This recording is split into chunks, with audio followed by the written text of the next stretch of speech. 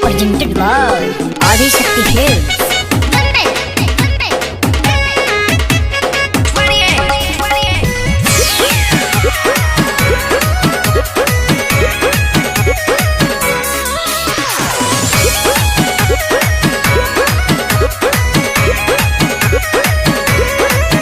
रउआ बाली बंगाल से ले आवे के बाद हमरा बिंदिया पैंडिया हिलावे के बाद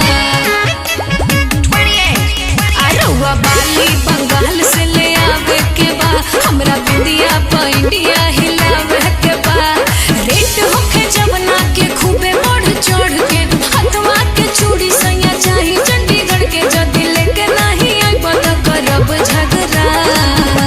हे धनी हो कि हम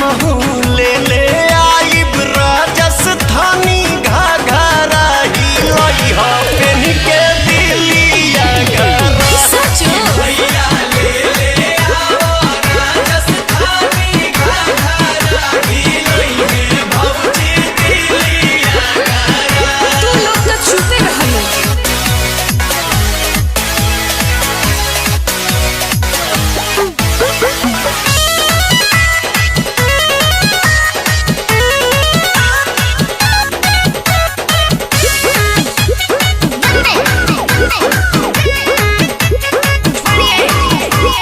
गजिया बात के गजरा चाही गजरा कानपुर के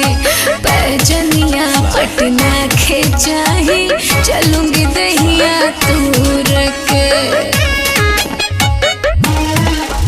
ओढ़नी